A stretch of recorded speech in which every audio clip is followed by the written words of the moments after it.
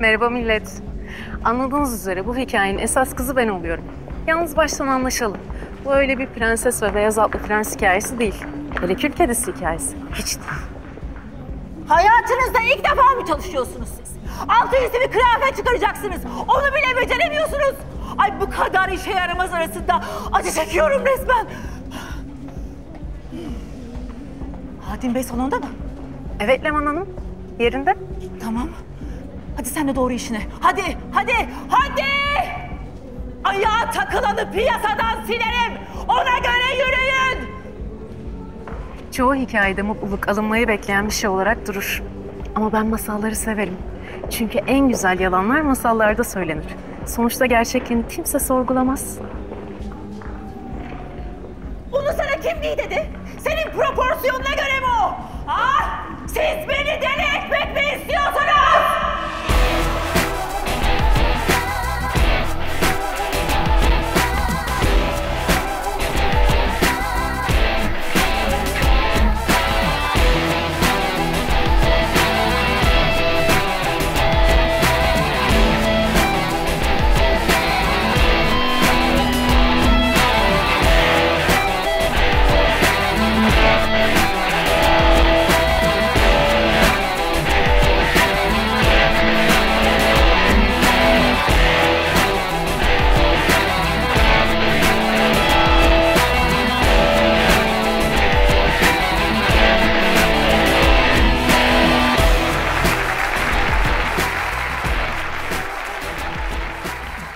Benimkisi karıncayla Ağustos böceğinin masalı.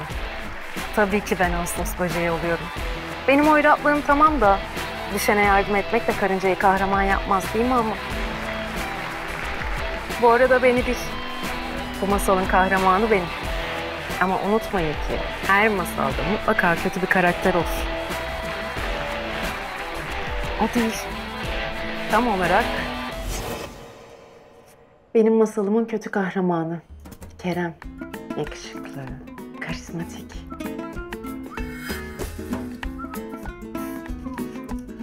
Bu güzel aklından neler geçiyor acaba senin? Nasıl bu kadar harika bir adamsın?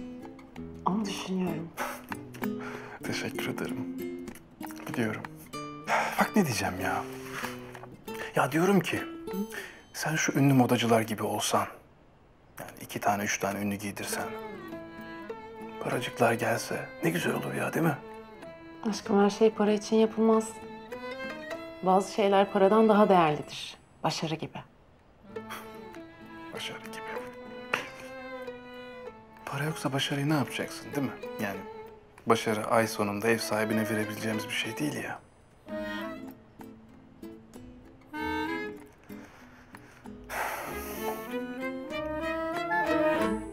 Aslında her şey bu gecenin sabahında başladı. Kırmızı başlıklı kız masalından Ağustos böceğine geçiş yaptım. Kerem. Sen misin sevgilim?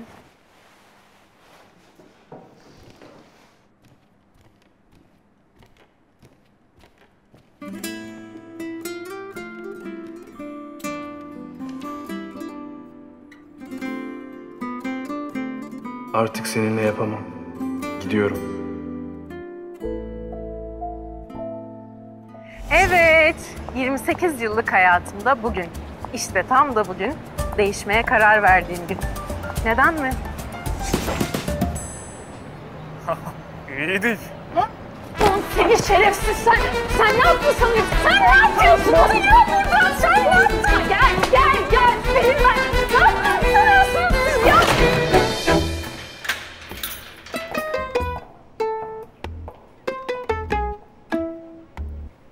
Sonra ne mi oldu? Sonra biri beni kendime getirdi. Ay yani sen de. Tabii ki o değil. Günaydın canım. Günaydın tatlım. Ay canım çok beklettin mi? Yani işte her zamanki gibi. Kusura bakma babesi ama sana harika şeyler buldum. İşte tam olarak böyle biri. Pozitif ve hayat dolu. Bir şey mi dedin canım? Aman öyle kendi kendime konuşuyordum. Hadi. Abicim? Ömer Bey, gümrükten arıyorlar sizi. Tamam sağ ol. Abi sen hala Antalya'da mısın? Bak Kerem'in ailesi o kadar çok hazırlık yaptı ki. Tamam konuştuk bunları. Merak etme uçağı kaçırmayacağım. Tamam, bir anda gerçekten korktum. Bu arada havaalanına indiğin zaman şoförün, her şeyin hazır, otel dahil, tamam mı? Teşekkürler hanımefendi. Senin için çok zor olduğunu biliyorum. Yani İstanbul'a gelmen. Ama sen böyle konuşarak oyalıyorsun beni. Peki, o zaman seni sevdiğimi de mi söyleyemeyeceğim? Ben de seni seviyorum. Ama şimdi beni oyalama. Daha İstanbul'a gidip kardeşimi kime emanet ediyorum ona bakacağım. Ya abi. Sen hala konuşuyorsun ama bak. Tamam, hadi çok öpüyorum ve çok seviyorum. Muah. Ömer. Baba ne?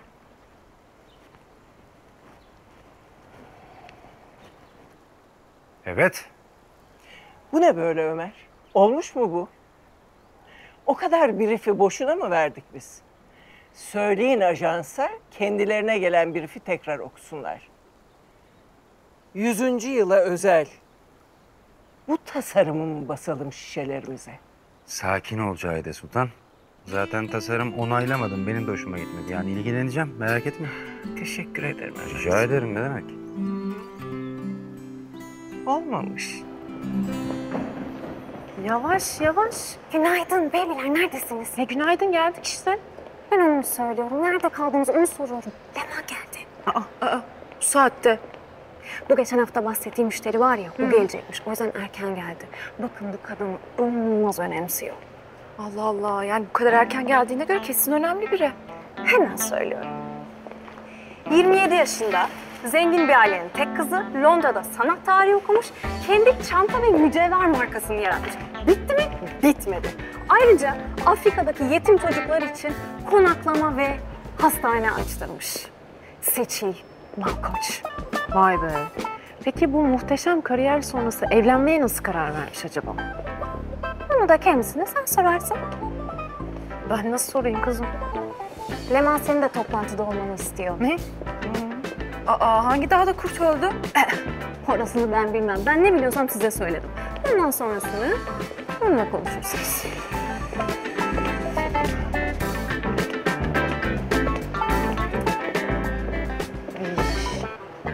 Kızlar, dedikodunuz bittiyse İdilciğimi Leman Hanım odasına bekliyor. Kızlar, anlaşılan muhteşem bir sabah bizi bekliyor. Hadi gidelim gardiyan. Gardiyan mı? Havam, kişisel asistanım ben. Anladın mı canım? Anladım canım. Aynen ondan. Hadi bol şans.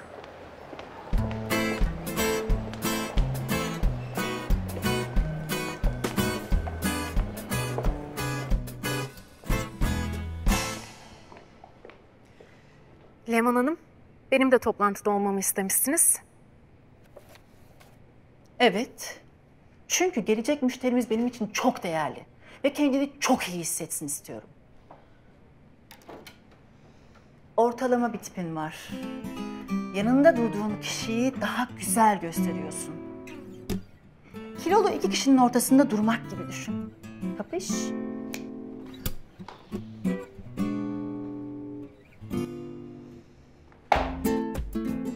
YouTube içime attığım laflarla 3 tane lanet kitabı çıkarabilirim.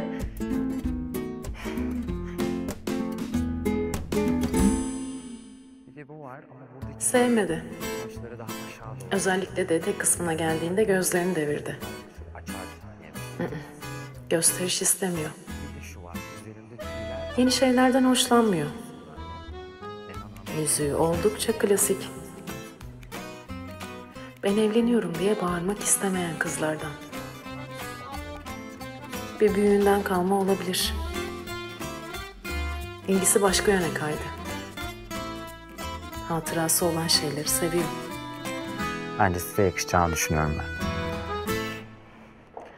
ben. Leman Hanım, size de zahmet verdik. Ama sanırım biz aynı yerden bakmıyoruz. Olur mu? Biz sizin baktığınız yerde oluruz. İyi günler. İnci.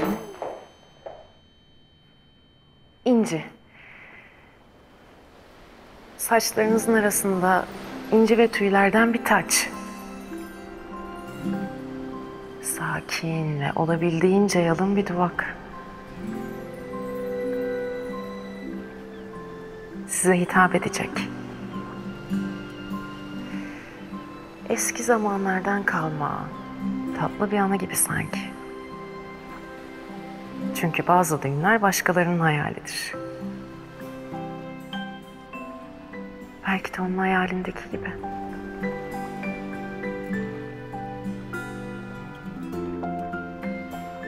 Annem, gelin bu hayali birlikte gerçekleştirin. Çiziminizi heyecanla bekliyor olacağım. Teşekkür ederim.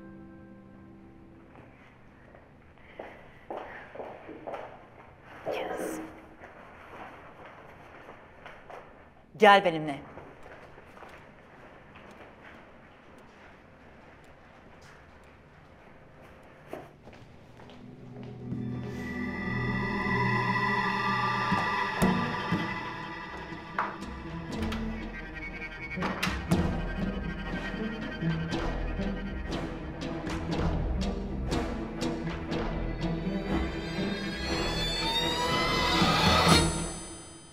Evet İdil'ciğim. Bu harikulade fikirlerini kendine saklamadığın için teşekkür mü etmeliyim? Yoksa vaat ettiklerini yapamadığını görüp seni kovmayı mı beklemeliyim? Bilemiyorum. Nasıl oldu bilmiyorum ama müşteriyi ikna ettin. Gelinliği sen tasarlayacaksın. Fakat en ufak bir hatanda seni kapının önüne koyarım. Anladın mı beni seni küçük fare? Ben bu imparatorluğu senin gibi farelere yem olsun diye kurmadım. Bu kadın dünyada hatırı sayılır bir mücevher markasının sahibi. Ben tam bir yılımı verdim bu kadını bizimle çalışmaya ikna etmek için. Benim tasarımlarım ve onun mücevherleriyle bambaşka bir dünya vizyonuna geçecekken senin gibi bir bu hayallerime gölge düşüremez. Anladın mı? İşte tam da her şeyin dönüm noktası dediğiniz yer, burası dediğinizi duyar gibiyim. Tabii ki Leman Hanımcığım. Ben sizi çok iyi anladım ve sizi asla ama asla mahcup etmeyeceğim.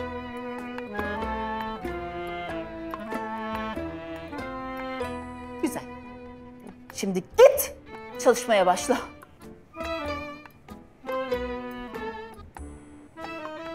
Mert'e de söyle bu ay röportaj verdiğim dergileri odama getirsin. Tabii ki Leman Hanım. Şimdi diyeceksiniz ki, hani dönüm noktası burasıydı diye.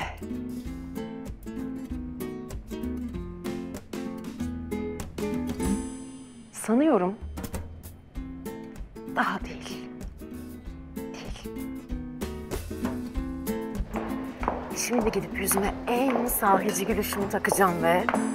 Yok ya, o başka bir hikayeydi. Şimdi gidip Seçil Hanım'a dünyanın en güzel gelinliğini tasarlayacağım ve... O gelinlik tasarlanacak ve kazananın kim olduğu herkese gösterilecek. Evet. Hadi ama gelsin gelinlik. Hadi. Şalımı unutmuşum ben.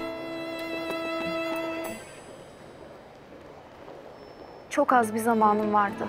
Ve görüştüğüm hiç kimse sizin bana verdiğiniz güveni verememişti. İyi ki siz. Çok teşekkür ederim. İyi günler.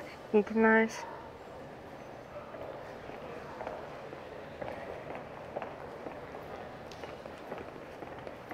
Aşkım.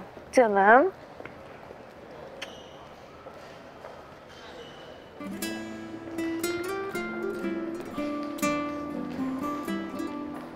Kerem.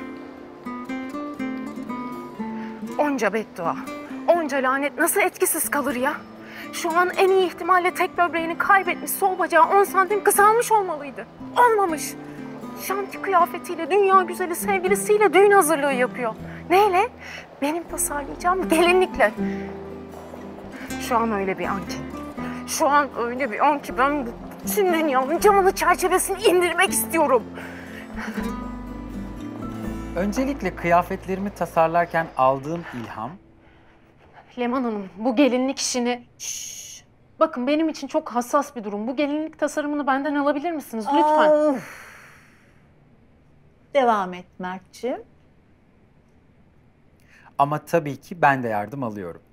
Ve bu tasarımlarımı yaparken her zaman yanımda olan, benim her türlü nazımı çeken, benimle üzülüp benimle mutlu olan, benimle uykusuz kalıp benimle sabahlayan birinden yardım alıyorum.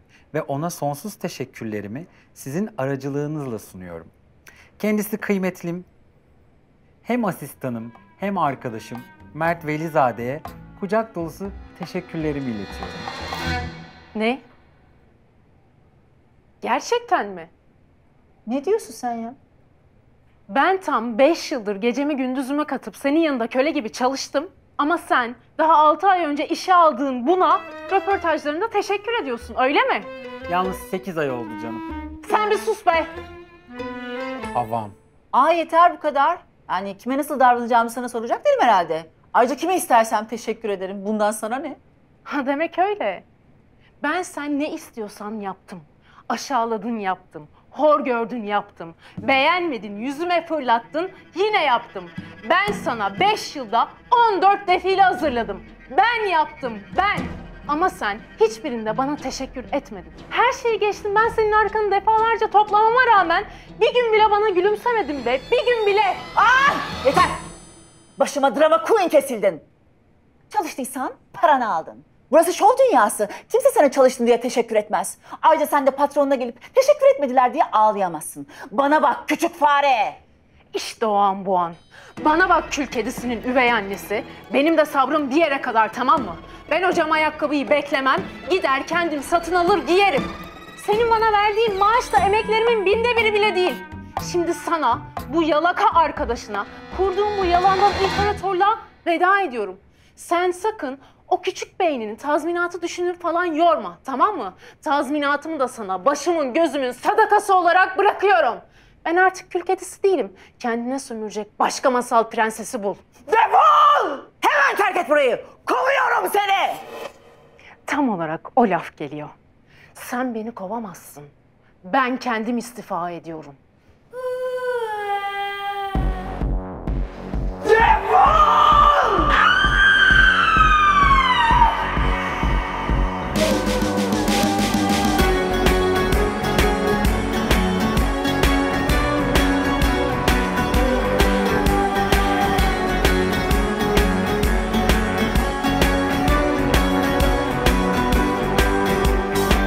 Seviyorum, sevmiyorum.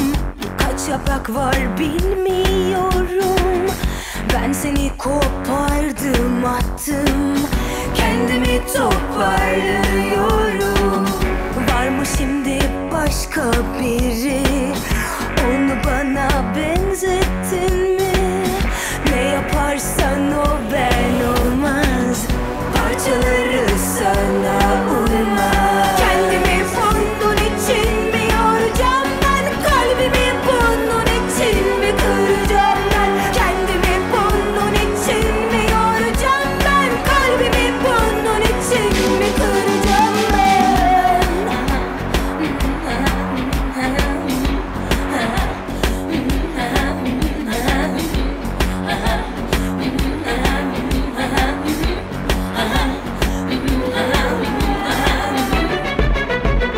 başka sevgilerde teselli bulunca işte biz o gün düşüneceğiz.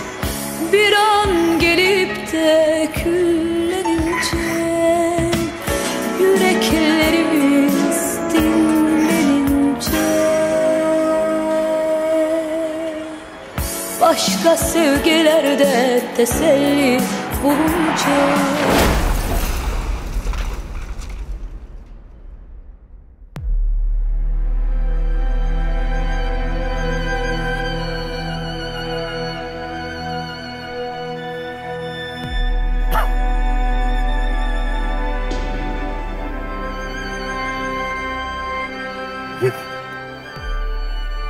Elif! Elif! Elif!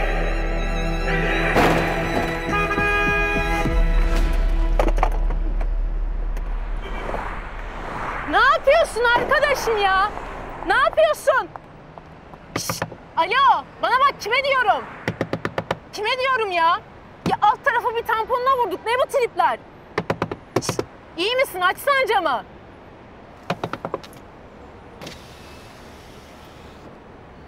İyiyim. Ya madem iyisin ne diye yüzüme böyle bön bakıyorsun ya? Kötü olan günüme tur bindiriyorsun bir de. Senin yüzünden insanlar burada ölebilir.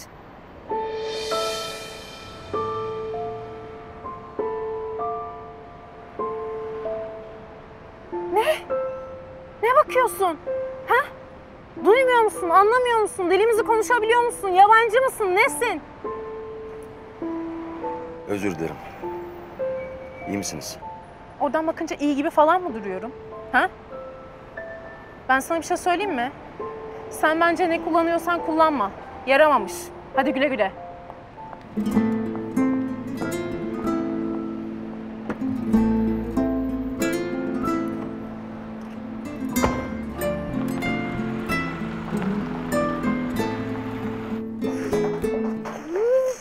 Keşke söylemeseydim. Tamam, sızlanma artık diyeceğim ama elimde bunun için yeterince bir sebep yok. İşten ayrılmışsın olaylı bir şekilde.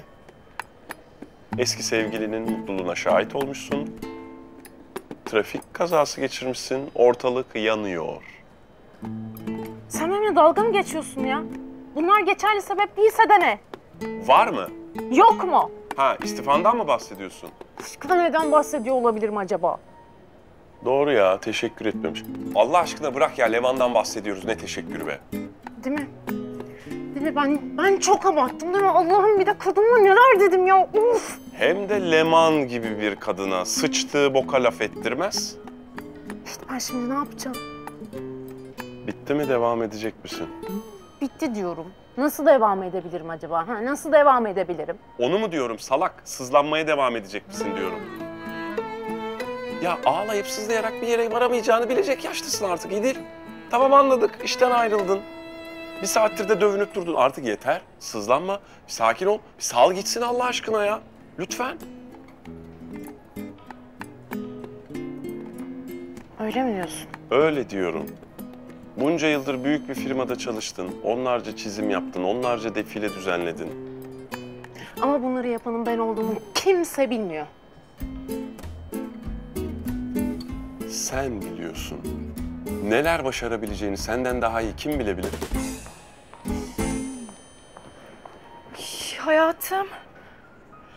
Ay, bir anda çıkıp gittin, çantanı bile almamışsın. Salak Mert'ten öğrendik istifa ettiğini. Ne oldu anlat. Canım, özel gününde falan mısın? Ya da alkol falan mı aldın? Hayır yani şunu anlamaya çalışıyorum. Bu cesareti tam olarak neye dayanarak aldın?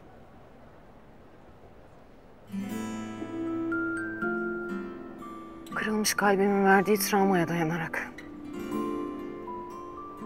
Tabii ya. O geldi, ben onu gördüm. Bütün dengem şaştı. Kadına asla söylememem gereken şeyleri söyledim. Çemkirdim resmen. Hepsi onun yüzünden. Bunlar bize normal insan cümlesi olarak geri dönecek mi aşkım? Şimdi bütün bunları Kerem travmam hortladı diye yaptığımı söylesem... arkadaşlarımın gözünde ezik, saplantılı bir psikopat olarak görüneceğim.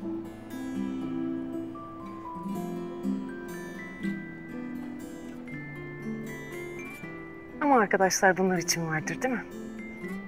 Ne? Seçil Hanım, bu Kerem'in nişanlısı mıymış? Aynen öyle.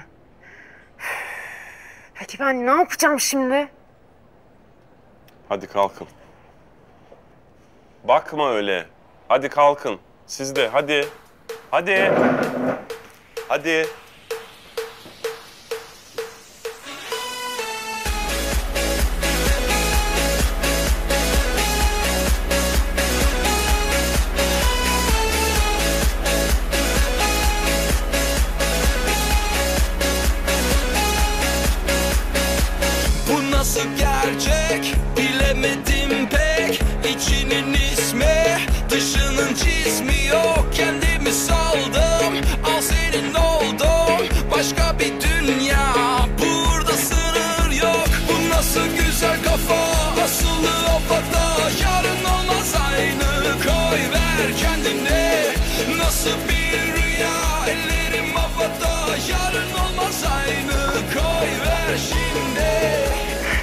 tam olarak olmak istediğim yerde miyim? Sanırım hayır.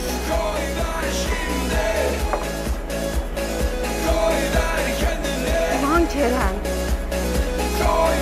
Ne Kerem, bana yaşattığın her şeyi senin burnundan fitil fitil getirmezsem bana da İdil demesin. Ne oluyor ya? Deli misin kızım? Ne yapıyorsun İdil? Kardeşim kusura bakma işten yeni ayrıldı. Bir de eski sevgili durumu var. Bana ne kardeşim, deli misiniz siz? O zaman şöyle yapalım. Hadi. Hadi kızlar.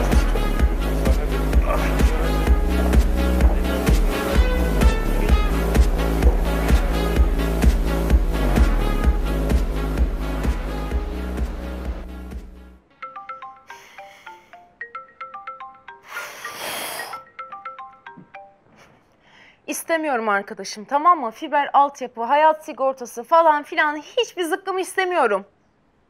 Ne? Seçil Hanım mı? İdil Hanım, özel sebeplerden dolayı işten ayrıldığınızı duydum. Bu özel sebepler hakkında size detay verdiler mi acaba? İdil Hanım. Bakın ben sizin hayalinize inandım. Sizinle birlikte bir yola çıkmak istiyorum. Ayrıca kiminle çalıştığınızla da hiç ilgilenmiyorum, emin olabilirsiniz. Benim tek istediğim Gelinliğimi sizin tasarlamanız. hepsi bu. Tamam? Kelime dağarcığım mükemmele yakın. Tek bir cümle içerisinde 38 farklı kelime kullanıp derdimi, dertleneceklerimi, her şeyi mükemmel şekilde anlatabilirim. Ama o tek kelimelik lafı edemedim. Hayır. Hayır diyecektin. Hayır. Diyemedin. İdil'cim sen şimdi bu Kerem'in gelinine gelinlik tasarlama fikrine hayır diyemedin ya hani. Bu saçma sapan teklifi kabul etmende özel bir sebep mi var yoksa kendini mi öldürmeyi düşünüyorsun? Tamam ver bana. Ben yazacağım. Seçil Hanım.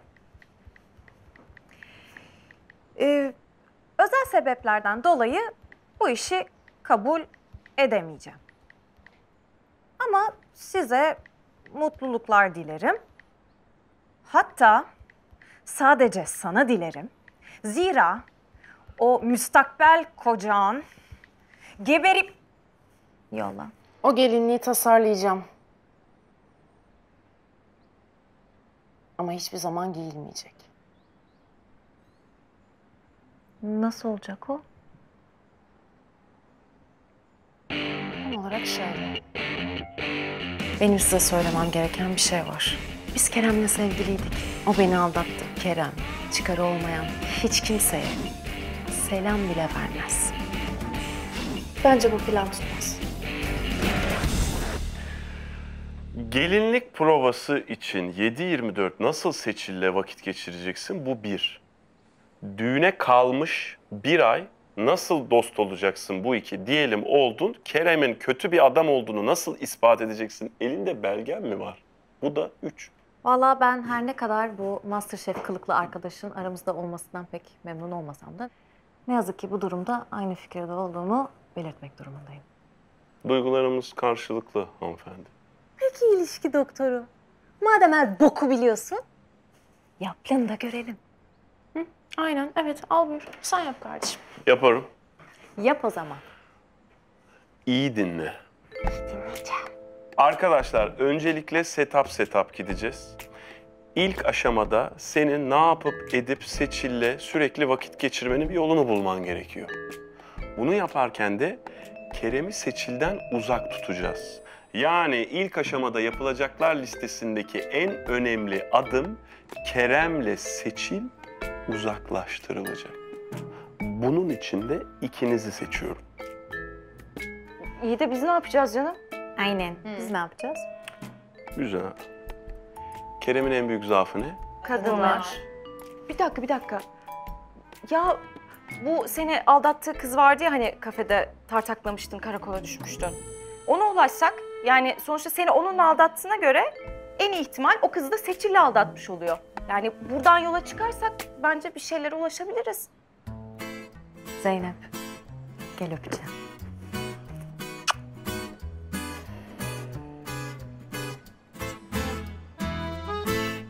Ya kız kardeşimin sevgilisini araştıracağım ne demek oğlum? tam Cahide Sultan'ın torununa göre bir hareket yani. Sevgilisi değil oğlum, evleneceği adam. Ayrıca çok hızlı ilerliyor bu iş, benim canım sıkıyor. Tabii canım. Seni yıllar sonra ta buralara, İstanbul'a kadar... Ben yanlış sularda gezdim değil mi? Neyse. Ne yapacaksın? Biraz araştırdım. Yani şimdilik bir falsosu yok gibi. Ama biliyorsun işte yani bazı insanlar el iyisidir. Önemli olan ilişkide nasıl? Onu anlamak lazım. Tamam da nasıl anlayacaksın ki bunu? Bir iki hafta takılacak birilerini mi bulacaksın? Daha önce takıldığı diyelim. Bunu yaptığıma inanamıyorum ya zaten. Çok mecbur kalmasam ben de gelmezdim. Aramızda kalacağını düşünüyorum. Kesinlikle aramızda. Kız kardeşim benim kıymetlim. En kıymetli. O yüzden bana vereceğiniz bilgiler benim için gerçekten çok önemli. Yani bir yanlış anlaşılma olmalı. Ben Kerem diye birini tanımıyorum. Sen Zeynep değil misin? Ben de diyorum hafızam sildi herhalde aldatıldığım kızı. Neyse vallahi sabahtan beri düşünüyordum benim aldatılma çıtam buysa yine iyiyim diye. Maşallah vallahi dünya güzeli kızsın. Allah sahibine bağışlasın. Peki ben nasıl ulaşırım bu Zeynep Hanım'a? Kendisi Dubai'de, evlendi. Oha! Dubai mi? Tamam, moral bozmak yok ya. Tek takıldığı kız o mu sanki? Yine haklı. Ben buna iyice gıcık olmaya başladım ha. Sen restorana dönsene. Elinin hamuruyla bizim işimize karışma. Sanem. Ya siz bir sevişip rahatlasanız mı artık acaba ya? Hı?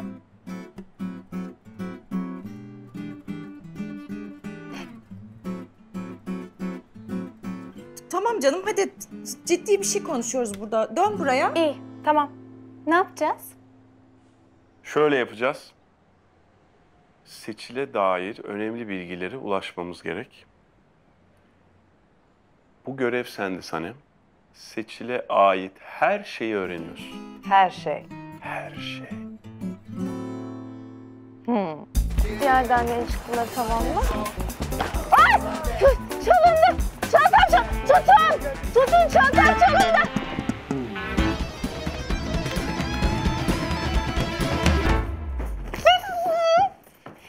Birinci görev tamamlandı. Seçil Hanım'ın tüm gizli bilgileri, banka şifreleri, dişçi kayıtları, Allah ne verdiyse hepsi burada. Kızım sen ne yaptın? Biz sana bilgi topla getir dedik. Gidip kadının çantasını çal getir demedik. Tamam bilgi. Her şey diyen buydu. Hayda görüyor musun? Ya inanamıyorum şu anda. Yani senin gibi eğitim seviyesi yüksek bir kadının yaptığı şeye bak. Allah Allah. Ya ben bu kadından bunu ödünç aldım. İhtiyacımız olanları alacağız, iade edeceğiz. Hırsız mıyım lan ben? Bu yaptığın ne? Bana bak Ratatouille. Sen hiç konuşma. Bilgi dedin, al sana kapı gibi bilgi. Ben onu mu dedim? Ne yapacağız bununla? Neyle ne yapacağız? Ne oluyor?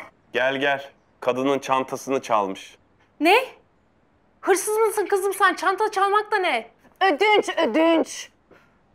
Neyse, siz hiçbir şey yapmıyorsunuz. Ne gerekiyorsa her şeyi ben yapıyorum, tamam mı? Ne yapacaksın acaba? Çok merak ediyorum ha. Şöyle, şimdi bu kızın ailesi, annesi, her kimse ona karşı böyle büyük bir zaafı var. Çok değer veriyor. Ben gelinliği anlatırken onun duygu yoğunluğunu gözlerinde görmüştüm.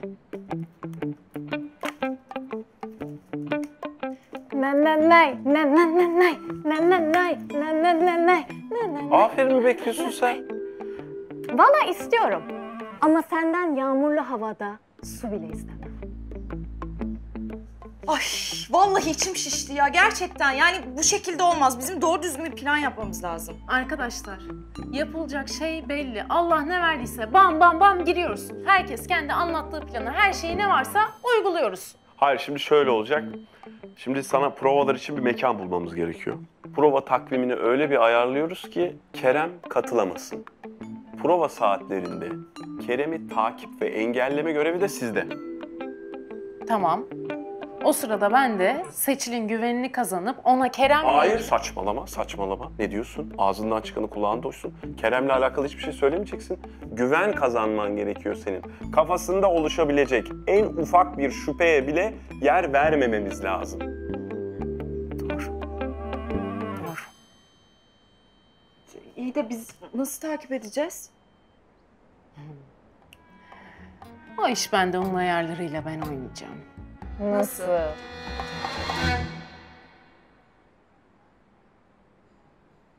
Bilmem, bir fikrim yok. Yani bilmiyorum, öyle birden gaza geldim söyledim işte. Ne bakıyorsunuz siz bana ya? Üf. Tamam onu ayarlarız. Sen şimdi yarın benim restoranda Seçil'le yemek ye. Hı. Ona gelinlik planlarını anlatırken de ona dair bizim işimize yarayabilecek önemli şeyler öğrenmeye çalış. Şimdi ara onu, yarın görüşmek istediğini söyle. Mesaj atsam? Olur. Biz de Kerem'in bu buluşmaya gelmesini engelleyeceğiz.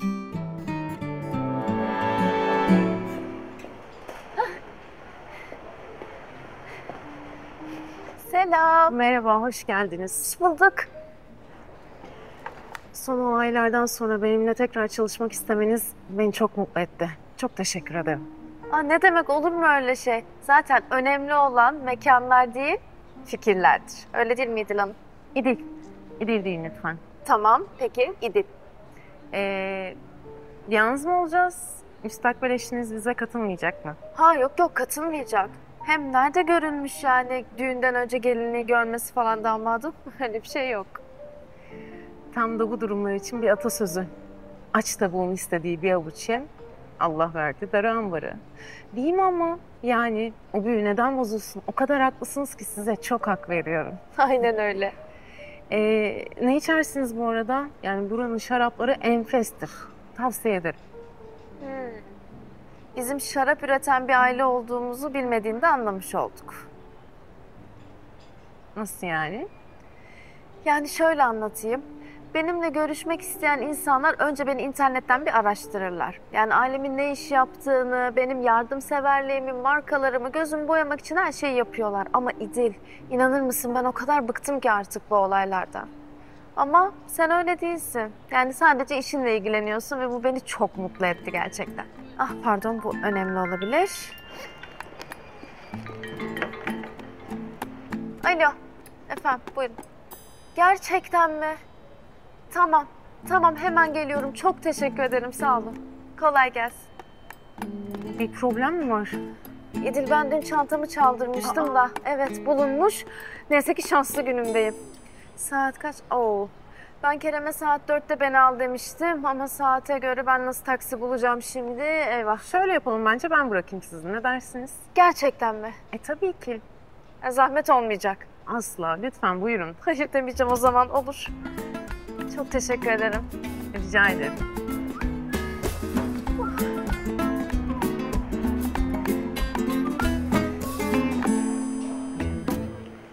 Buyurun Seçil Hanım. Bu hanımefendiler çantalarınızı bulmuşlar. Lütfen kontrol edip teslim tutanağını imzalayın. Kontrol edelim, eksik bir şey var mı? Bakıyorum.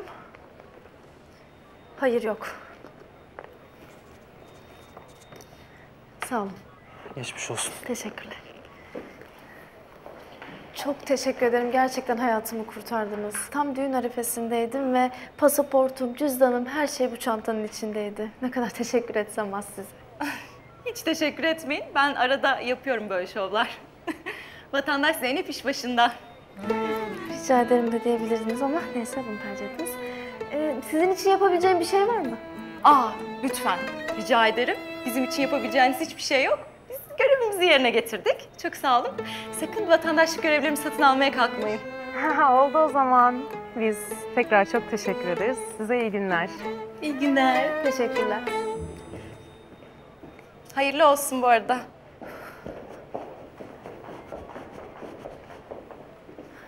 Abicim? Abi mi? Bak, bunu beklemiyordum. Böyle abi mi olur ya? Bundan aşkım olur, yavrum olur. Vay anasını, Allah ne erkekler yaratmış olur. Olur da olur yani, belli mi olur? Abi, İdil'le tanışmış mıydın? Yok, tanışmadık. Yani henüz gerçek İdil'le tanışmadık. Merhaba, ben İdil. Ömer, biz tanışmış mıydık daha önce? Yok, yani hiç sanmıyorum. İdil, senin bir ofisin yoktu değil mi? Benim aklımda bir fikir var. Gidelim mi? Olur.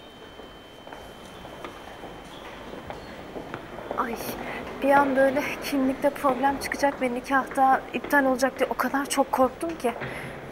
Şanslı mısın? Evet evet, şanslı olmasam Kerem gibi mükemmel bir erkeğe denk gelir miydim abi? Bak sen. Buldun mu bir eksisini? Ne oldu? Bulamazsın çünkü o benim kusursuzum. İnan bunu senin kadar çok istiyorum. Ama evet, bulamadım.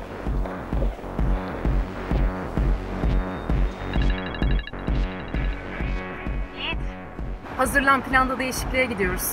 Nereye gidiyoruz? Antalya'ya. Ne? Antalya mı? Seviyorum, sevmiyorum. Kaç yaprak var bilmiyorum. Ben seni Kazanamıyorsam kaybetmeyeceğim. Tamam, o düğünü mahvetmek gibi hain planlarımın bir tarafında Kerem'den intikam almak istiyor olabilirim. Evet, ama beni öyle hemen kindar biri olarak kodlamayın. Yani şöyle düşünün, Seçil gibi annesiz büyümüş, naif bir kız. Kerem'in ellerinde perişan mı olsun? Benim gibi aldatılmanın asitli yollarından mı geçsin? Öyle mi istiyorsunuz? Yani ben de işte tam olarak böyle düşünmüştüm. Biri ona Kerem'in gerçek yüzünü göstermeli. Ben de bu görevden kaçacak insan değilim. Hayır ya, beni niye götürüyorsun Edil? Zaten negatif şeylerden hiç hoşlanmam. Sana savaş kazandıracak bir cephe gibi mi görünüyorum? Tatlım, biz Antalya cephesiyiz. İstanbul cephesinden arama var.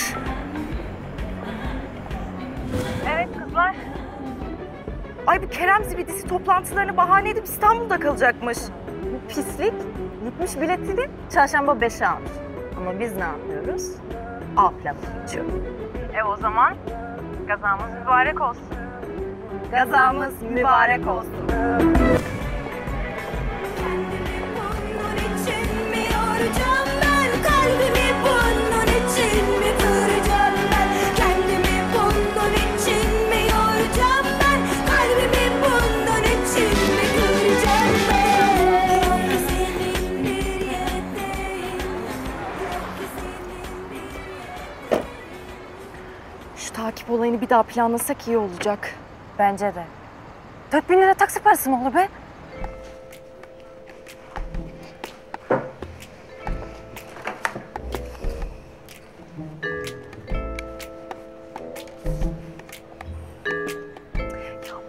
Biz biraz fazla mı uzağa oturduk? Nasıl duyacağız konuştuklarını?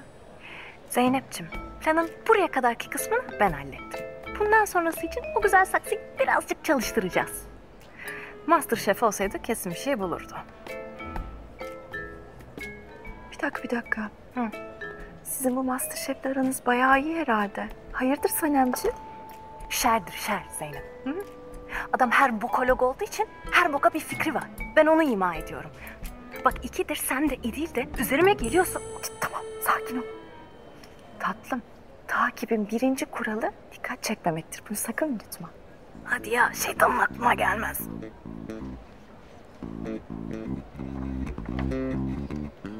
Bir de tutturdular düğünü Antalya'da yapacağız diye. Bizimkiler de dünden razı.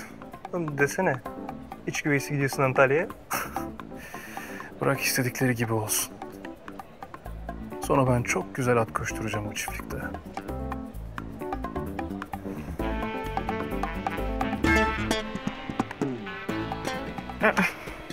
Hiçbir şey duyamıyorum. Ne mükemmel bir masa seçimi oldu Zeynep ya. Tatlım, bundan sonra organizasyonu sen yaparsın.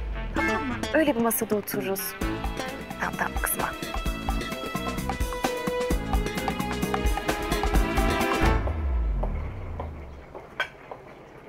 Hoş geldiniz. Hoş bulduk. Nasılsın? İyiyim, siz nasılsınız? Hoş geldiniz. Hoş bulduk. Buyurun.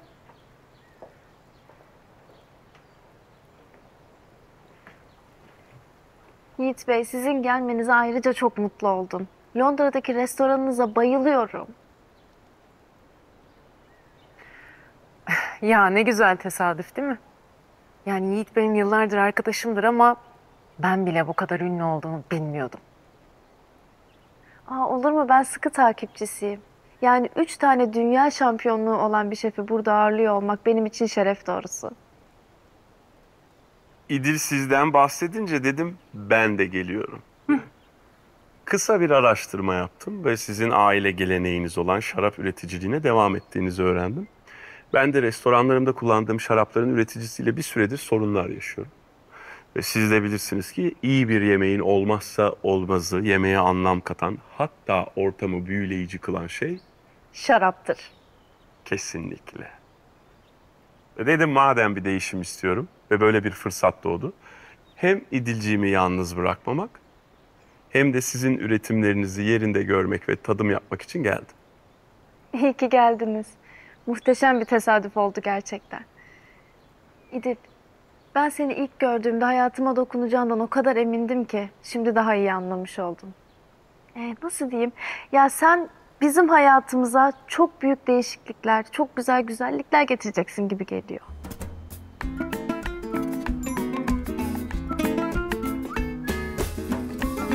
Bu arada Yiğit Bey, siz hangi otelde kalıyorsunuz? Yani eğer isterseniz abimin otelinde sizi ağırlamayı çok isteriz. Çok kibarsınız ama şimdilik kendi ayarladığım yerde kalmayı tercih ederim. Şimdilik müsaadenizle. Peki, müsaade sizin. Sağ olun. Hem yarın tadım yapmak hem de sizi görmek için geleceğim nasılsa. Akşama görüşürüz İdilciğim. Görüşürüz canım. İyi ki geldin. İyi ki. İyi ki. Görüşmek üzere. Görüşürüz. İyi istirahatler. Sağ olun. Kalacağın odayı göstereyim o zaman sana. Tabii.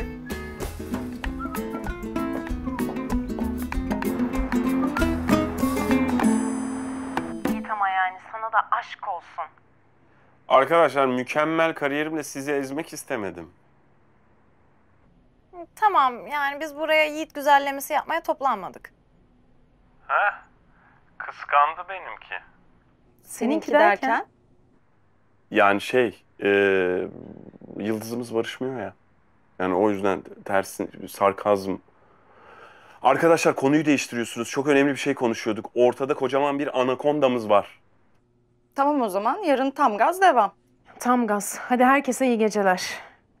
İyi geceler. İyi geceler. Ben kapatamadım. Ben de kapadım. Bastım ama olmadı. Almadım. İyisin. Yani iyi misin? İyiyim, iyiyim. Ne olsun? Arkadaş hatırına koşturuyoruz. İyi yapıyorsun. İyi oluyor ama senin de oradan destek atman, büyük yardımın dokunuyor. Teşekkürler. Biliyor musun burada sabah güneş harika doğuyor. Keşke orada olsaydım. Keşke sen de olsan. Yani tabii ki Antalya'nın havası çok iyi geliyormuş. Ayrıca İdil'e daha yakından destek atabilirdik. O yüzden de. Evet yani ben de beraber olurduk yani hep beraber olurduk anlamında söylemiştim. Aynen. O zaman iyi geceler. İyi geceler. Tatlı rüyalar. Güzel rüyalar gör. Hadi kapat. Sen kapat. Kapat hadi. Sen kapat. Tamam kapatıyorum. Kapat. Abi biliyor musun? Düğün için hep böyle çok fazla kaygı vardı içimde. Yani düğün için bana yardım edebilecek, teşekkür ederim, ne bir kuzenim ne de annem var diye. Ama işte Allah bana onu gönderdi. Neyi hayal edersem daha iyisini önüme sunuyor. İşte benim mucizem. Abi bu mu? Seni gidi seni. Ben demiştim. Selam, Ömer ben. Yiğit ben, merhaba. Merhaba. Oturmaz mısınız? Kahve? Hay hay. Nasıl olsun? Sade. Sen? Sade. Tamam.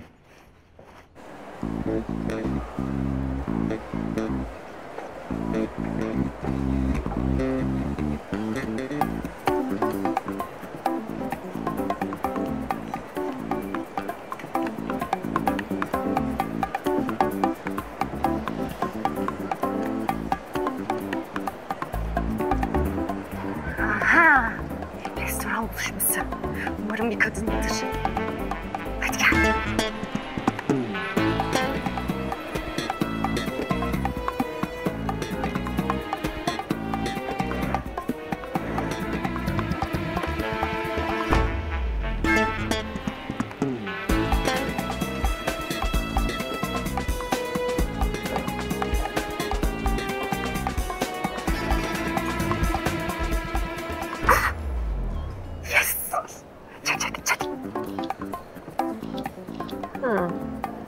Bok herif.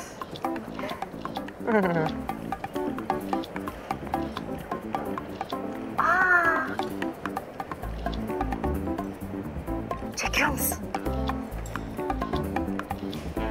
Ya hani magazinciler böyle yanlış açıdan çekiyor ya, öpüşüyorlarmış gibi gözüküyor. Öyle çeksene. Oldu canım. Başka? İstersen bir de deepfake yapalım Zeynepciğim. Kızım biz gerçek haberciliğin peşindeyiz burada. Sahtekarlık peşinde değiliz herhalde. Ay tamam, hemen coşma. Düzgün çek. Dur. Hadi lan. Bir daha kal. Bir daha yavşaklık yap. Dolgun ve güçlü bir karakter. 2013 senesinde bu şişelendi. Yani 11 senelik bir şarap. Şahane. Nasıl güzel bakıyor. Gülüşü de feci. Sen anlar mısın şaraptan? Yok, ben sadece içebiliyorum. İsterseniz size eski fabrikayı da gezdireyim. Hay hay. Aa, evet, hadi o zaman. Buyurun. Buyurun. Mükemmel. Söyleyeceklerim bu kadar. Teşekkür ederim. İzninizle benim Cahide Sultan'la ufak bir işim var. Sonrasında dahil olacağım size. Sen hiçbir şey söylemedin. Yani açık konuşabiliriz. Yanlış kişiye filtresizliği teklif ediyor. Neyse, ben hedefe odaklanmalıyım. Ben Yiğit arkadaşıma katılıyorum köşesine geçmek istiyorum. Demin de dediğim gibi uzman olan kendisi. Ya uzman deyince aklıma geldi. Antalya'da olduğumu duyan bir müşteri aradı. Benim bir görüşme yapmam gerekiyor. Bağları merak etmiyor musun? Onu merak eden İdil'di. İdil'cim, sen beyefendiyi oyala. Ben bir saha araştırması yapacağım. Tamam canım, görüşürüz. Görüşmek üzere. Görüşürüz. Gidelim. Yalnız şu an budama mevsimi. Yani öyle hayalindeki gibi olmayabilir pek. Olsun canım. İdil, bu arada Seçil'in yanında olduğun için çok teşekkür ederim sana. Ona iyi geliyorsun. Anlamadım. Seçil çocukluğundan beri hep düğününü hayal ederdi. Ama bunlar böyle mutlu hayaller değildi. Kaygılar daha çok. Yani yanımda kim olacak? Annem olmadan benimle kim heyecanlanacak? Yani bu tarz şeylerdi. Bugün seni annemin gönderdiğini düşündüm, biliyor musun? O Seçil'i mutlu görmeyi çok isterdi. Ve senin sayende düğününde çok mutlu bir Seçil izleyecek. Eğer ölüler bizi izliyorsa, yemin ederim annesi şu an yüzüme tükürüyordur. Kızının mutsuzluğumun mimarlığına soyundum. Ama bunu kızının iyiliği için yaptığımı biliyordur, değil mi?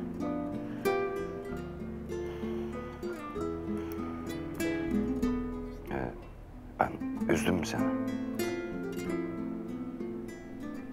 Kahrettin ya. Üzmedin, kahrettin. Ben kızın yuvasını yıkarken onun iyiliği için olduğunu şer koymak isterim. Siz şimdi beni melek ilan ettiniz. Yok. Biraz duygulandım diyelim. Pardon. Ne oldu, ne var? Sana bomba haberlerimiz var. Kerem'i bir kadınla bastık. Ne? Ne olur uygunsuz bir vaziyette deyin. Yok, yemek yerken desek daha doğru olur. Ama takibe devam edeceğiz. Buradan çıkıp eve giderlerse bizim iş tamamdır. Tamam. Sakın takibi bırakmıyorsunuz. Anlaşıldı mı? Hadi görüşürüz. Hadi bakalım o zaman.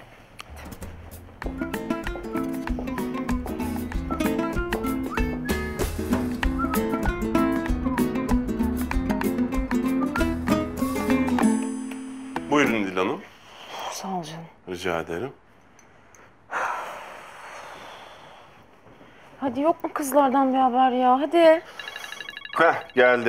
Yes, beklenen hata yapıldı. Evine geldi kadının. Hemen yolluyorum fotoları. Tamam.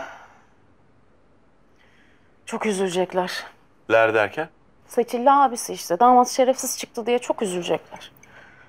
O yüzden yapıyoruz zaten. Damatları olamasın diye. Ya evet ama da yani yine de üzülecekler işte. Onlara da yazık. Aç bakayım. İşte bu be. Ama bu Mine. Kerem'in kuzeni Mine. Kuzen bunlar, kuzen. Deme be.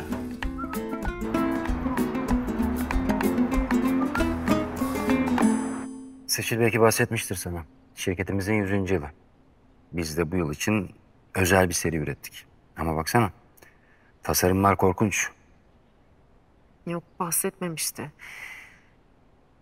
Ama tasarımlar gerçekten göz kanatıcı.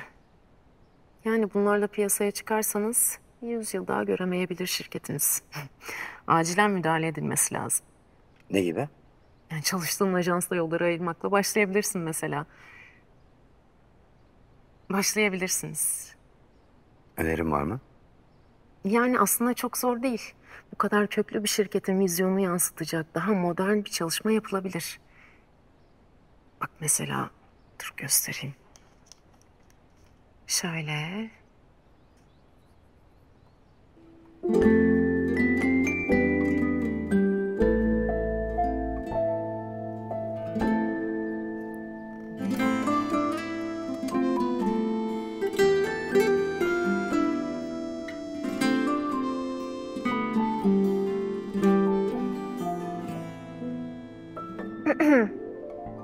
Seçil.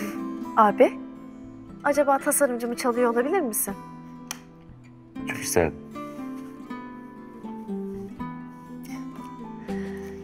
Kusura bakma abicim ama bizim hazırlamamız gereken bir gelinliğimiz var. Kolay gelsin. Teşekkür ederiz.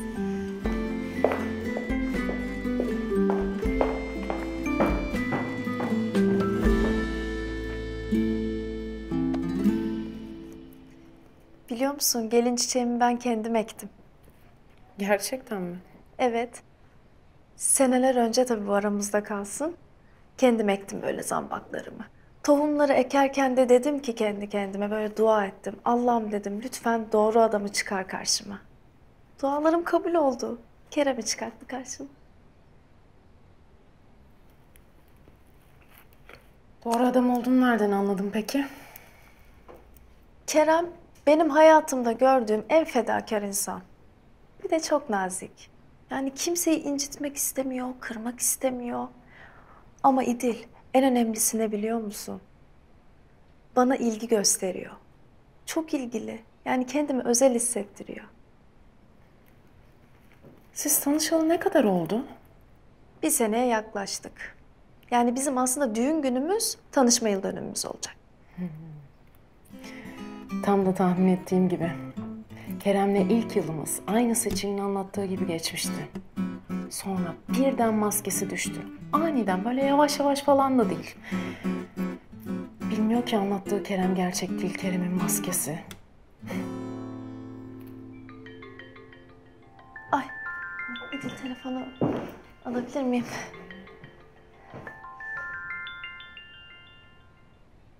Hah, teşekkürler. Aşkım. Ne? Antalya'ya mı geldin? Ay! Ah, tamam. Daha önce söyleseydin ya, ben seni hemen karşılamaya geliyorum aşkım. Tamam sevgilim, bekle, hemen geliyorum, hemen. Hadi görüşürüz. İdil'cim, kusura bakmazsam ben Kerem'i karşılamaya gidebilir miyim? Gelmiş de. Tabii tabii. Tamam, sonra devam ederiz.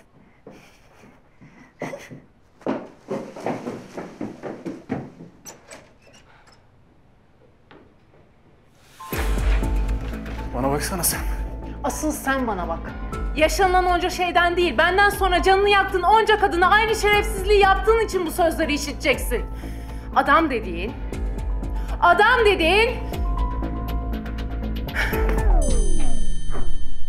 Sanıyorum ben böyle sahnelerin insanı değilim. Olmadı, yapamadım. İsabet olmuş. Bu kıyafette seni ciddiye almakta zorlanabilirdi. Niye öyle diyorsun ya? Bu en sevdiği elbisemdi. Üzerimde bunu gördüğünde böyle aklı başından falan gidiyormuş, öyle derdi.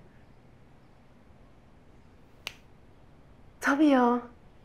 Biz hiçbir eski sevgilisini ikna edemedik ama elimizde hala bir eski sevgili var. Hem de bize yardım etmek için elinden gelen her şeyi yapar.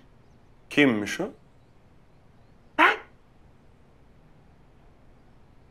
Beni nasıl eski sevgilisiyle aldattıysa Seçil de benimle aldatabilir.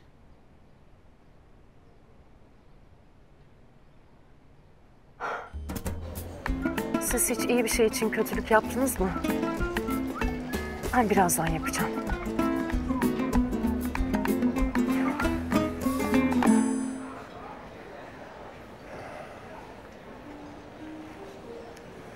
Evet, konuşmamız lazım dedin.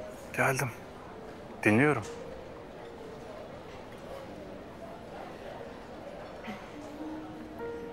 İstersen şöyle yapabiliriz. Daha rahat konuşabileceğimiz bir yere geçebiliriz. Ne dersin?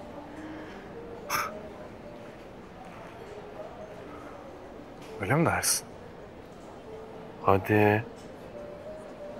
Hadi Kerem, yapabilirsin. Senin olayın bu oğlum. Hata yapmak. Hadi. Daha neler derim bir bilsen.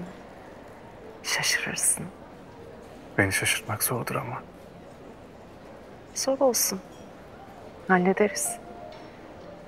Yeter ki imkansız olmasın. Bak sen.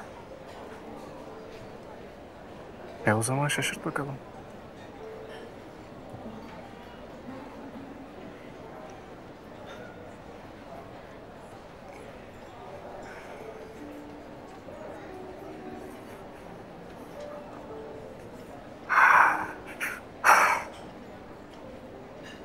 Ama sana beni şaşırtmak zor demiştim.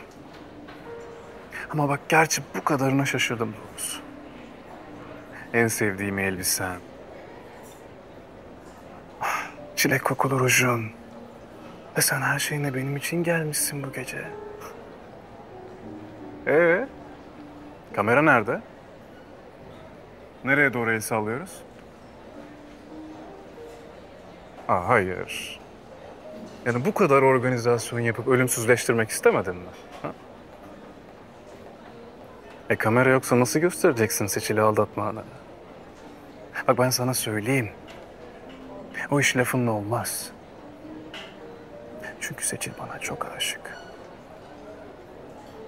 Senden nefret ediyorum. Onu biliyorum. Onu o gözlerinde gördüğüm nefret sayesinde düşmedim zaten tuzağına. Giyinmiş, hazırlanmışsın, cümleler seçmişsin. Bak Edil, yapma. Bu yapmaya çalıştığınız şey var ya, senle o arkadaşların. Yapmayın. Çünkü başaramayacaksınız. Seçil bana çok aşık. Çünkü senin nasıl bir şerefsiz olduğunu bilmiyor. Biliyorum yani. Bilmiyor. Öğrenemeyecekler. O yüzden bence boşa çabalamayın. Tamam. Allah kahretsin!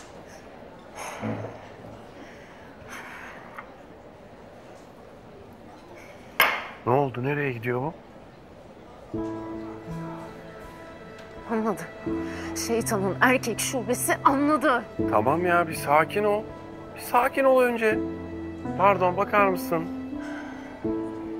Çok iyi gidiyordu. Çok iyi gidiyordum. Evet, çok iyi gidiyordum. Ama gözlerin yalanı yok Yiğit'ciğim.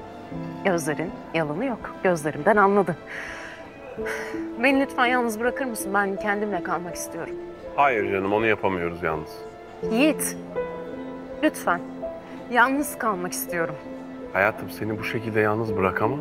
Yiğit, benim bu rezaleti atlatabilmem için biraz kendimle baş başa kalmam gerekiyor. Yalnız kalmam gerekiyor. Gider misin lütfen?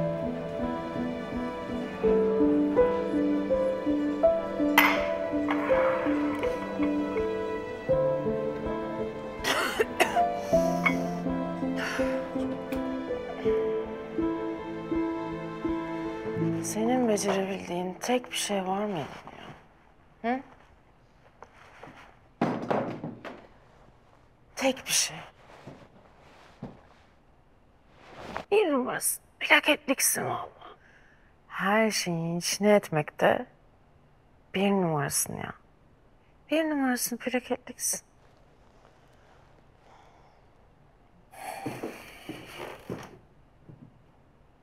Yedi. İyi misin sen?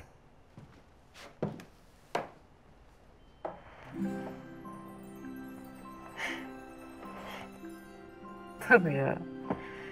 Kardeşini koruduğu andan beri ergen gibi etkilendim adamdan.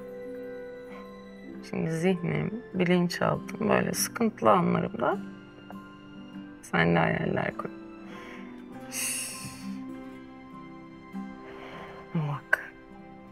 Şimdi şu an yeni heyecanların hayali için hiç zor zaman değil. Tamam mı? Sen şimdi git. Ben kendimle bir iki kavga edeyim. Sonra seni yine çağır.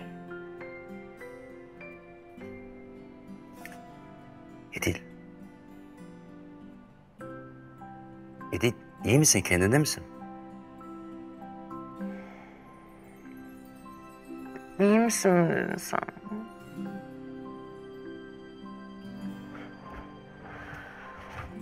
Allah'ım hayal kurmayı bile unutmuşum ya. Hayal kurmayı bile unutmuşum. Ben zihnimde seninle flört ediyorum. Ama sen bana iyi misin diyorsun. Hayalimde bir iltifat almayı hak etmiyorum.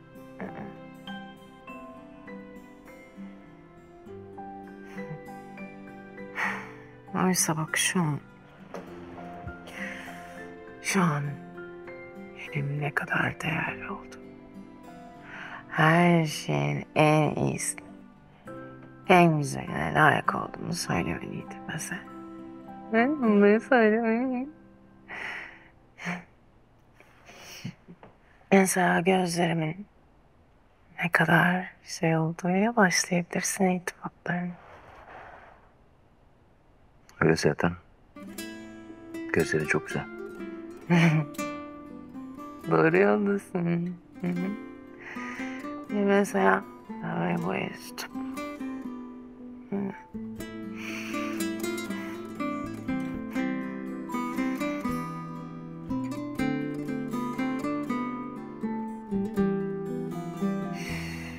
Bak. Yok. Yok. Kesinlikle şimdi olmaz. Tamam mı? Ben buraya ne için geldiğimi unutmamalıyım. Ne için geldiysem onu yapacağım. Sen şimdi git. Ben bu gece böyle seni hayal edip vakit kaybetmemeliyim. Sen git. Ben kendime bir iki hakaret edeyim.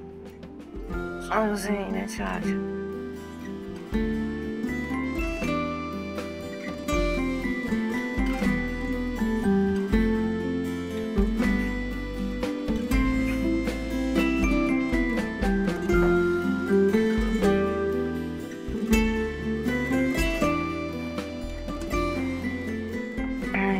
Var.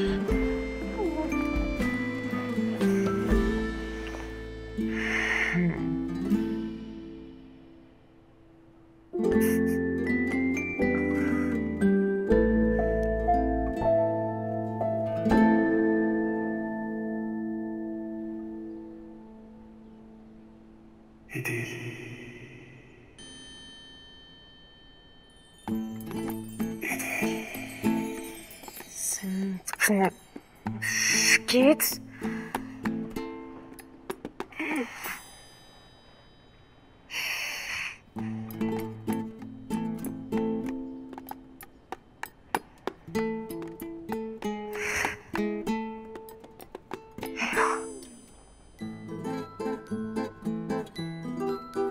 Başka şey yapmışım. Kahretsin. Sabahlar o kadar kötü mü görünüyorum ya? Hı? Kaçmaya çalıştığına göre yüzüne bile bakılmayacak haldeyim, öyle mi? Yok estağfurullah. Yani ben dün gece biraz yapınca algılar falan da gitti tabii. Odaları karıştırmışım yani burada da her yer birbirine benziyor. Ayrıca sizin kapınızın bir kilidi olmaz mı ya? Yani benim yerime hırsız girseydi ne olacaktı? Bütün evi her şeyi toplayıp çoktan gitmişti. Yani biz burada hiç güvende değiliz. Kim verecek bunun hesabını? Evet. Gerçekten çok haklısın. Biz nasıl affettirebiliriz kendimiz size? Ben aslında cümleye özür dilemek için girmiştim ama aynı yerden çıkamadım galiba. Ben niye böyleyim ya? Ben birine moral vermek için başladığım cümlenin sonunda hakaret ediyorum ya da ayrılık konuşması diye gittiğim cümlenin sonunda evlenme teklif ediyorum. Yapıyorum böyle şeyler. Nasıl? Nasıl?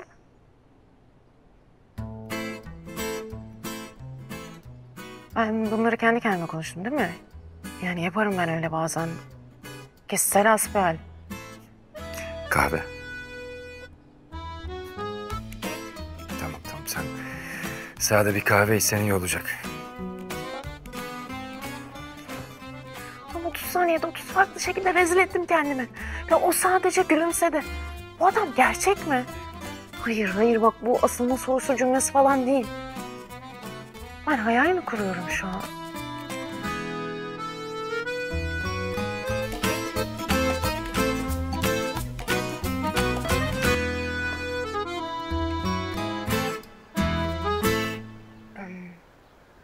Ya kusura bakma benim kafam biraz... Tamam.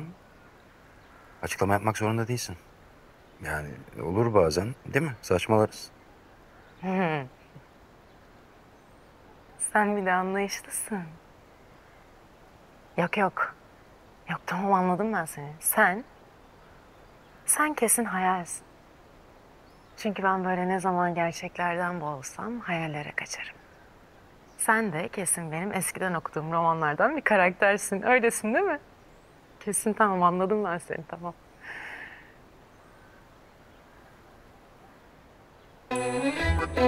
Kerem puştu.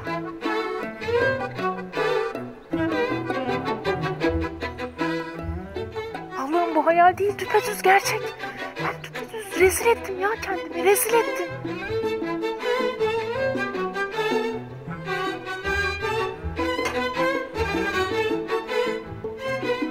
Benim bir üstüme başım saç çeki düzen falan sağ ol.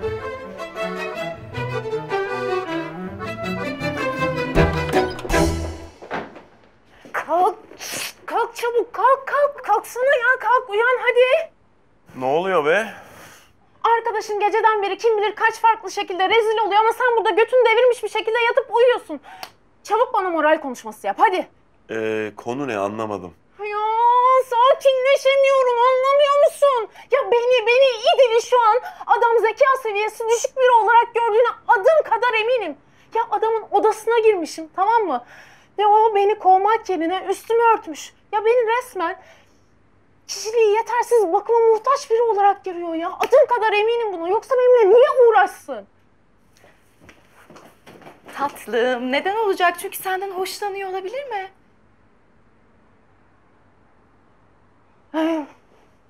Tamam biz şimdi bu konuyu kapatalım. Asıl konumuza dönelim. Ömer Seçil'in abisi. Biz bu konuyu kapatıyoruz. Ömer Seçil'in abisi bu kadar. Sen bilirsin. Sustuk. Yalnız var ya, geldiğimden beri yerimi yadırgadığım için gram uyuyamamıştım. Adamın koltuğunda sabaha kadar resmen bayılmışım, mışıl mışıl uyumuşum. O kadar güzel uyumuşum ki. İnsan uyanmak istediği kişinin yanında mışıl mışıl uyurmuş.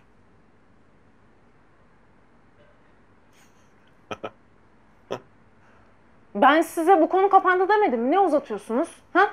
Tamam yeter. Tamam konuyu kapatıyoruz. Ben konu açıyorum. Arkadaşlar şimdi bir durum muhasebesi yapmamız gerekiyor. Şu anda kaldığımız yer neresi? Şu an kaldığımız yer tam olarak şurası. Seçil Kerem'e deli gibi aşık. Aşk gözü kör bir cahildir. O yüzden gerçekleri göremiyor. Biz de bırakacağız. Seçil kendi yaşayıp Kerem'in nasıl bir şerefsiz olduğunu görecek.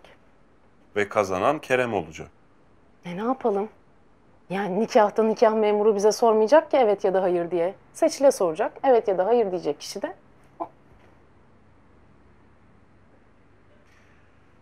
Yanlış.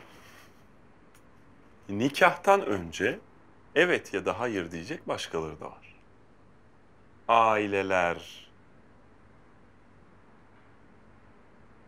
Haksız olduğun herhangi bir şey var mı Yiğit'ciğim? Yiğit'ciğim derken? Tabii sonuçta biz takım olduğumuz için Yiğit arkadaşımız da bu şeyler olabildiği gibi olduğundan da günümüzün konjonktüründe böyle zıt kutuplarda oluyor. Zıt kutuplarla alakalı o. Üf ya siz ne konuşuyorsunuz? Tamam bırakın fingir demeyi hadi. Şimdi evlilik iki kişilik bir eylem gibi görünse de aslında ailelerin birlikteliğidir. Doğru mu? Doğru.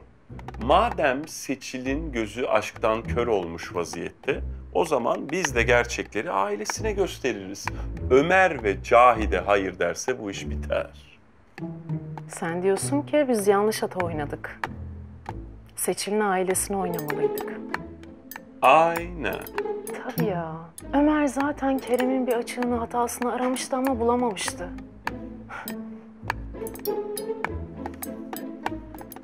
İşte budur. Tamam. Onayım olduğunu söyle, sipariş hızlandırsınlar. Tamam, teşekkürler. Selam. Selam. Nasılsın? Sarhoş değilim ben. Tamam. Sarhoşsun demedim yani. Nasılsın onu merak ettim sadece. Ayıkken mi, sarhoşken mi? Ayken. Sarhoş halini gördüm. Rezildim değil mi? Hayır. Çok tatlıydın.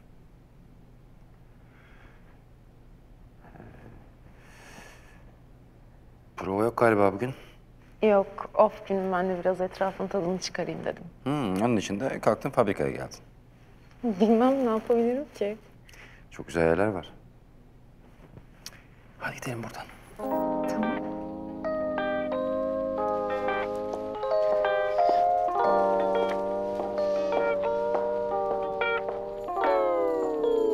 Tamam. Hiç yok diyemem hatam. Ben de herkes kadar yalnız ve yanlışım o kadar. Gelir bulur yine seni, kalbimin en gizli yeri. Kaçamam asla, biliyorum artık, hepsi sevmek yüzünden. Çok sevmek yüzünden. Ozan bana ne oluyor ya? Ben buraya Kerem'in gerçek yüzünü göstermeye diye geldim. Ama bayağı flörtleşiyoruz yani. Çok sevmek yüzünden.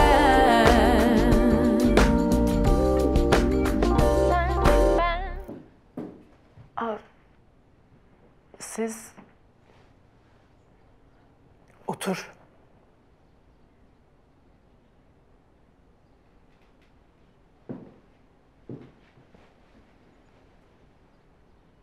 Otur.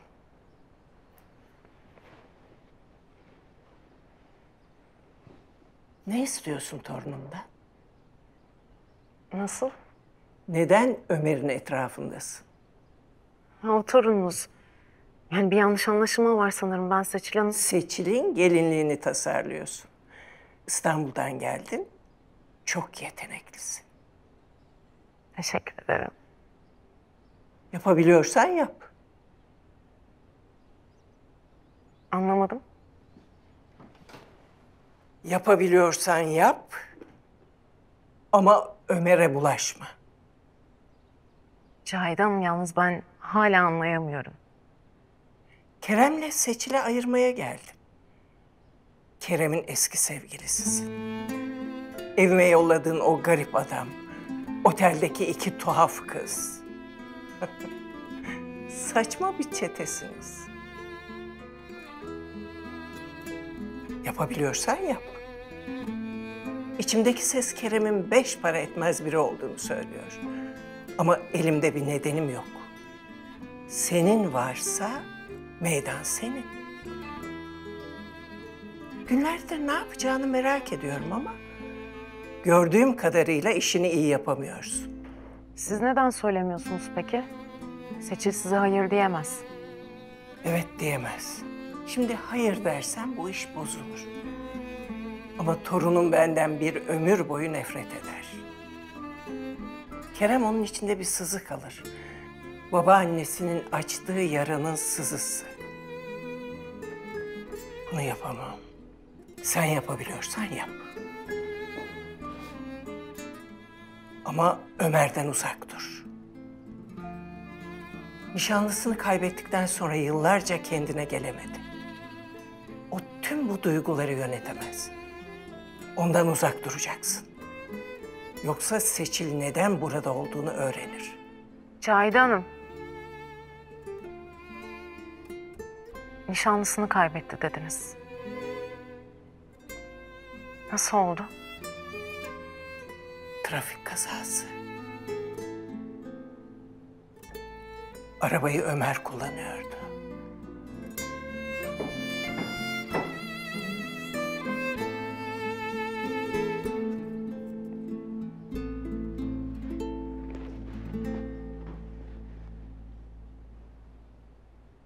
Ciğerim söndü. Demek bu yüzdenmiş. İlk karşılaştığımızda da. Ben ona neler dedim ya. Neler dedim.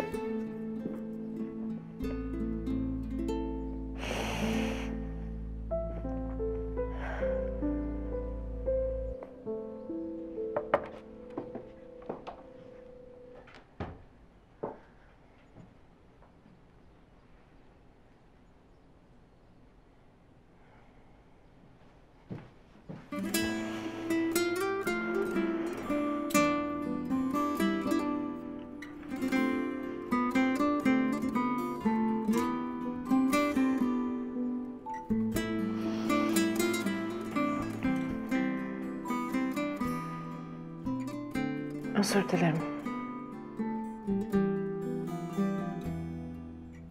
Ben bilmiyordum.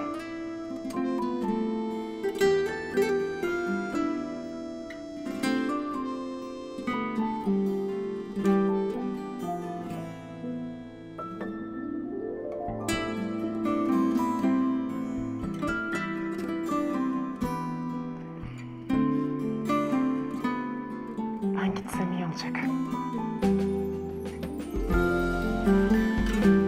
Niye kolumdan tutup gitme kalk kadının ol demiyor ki?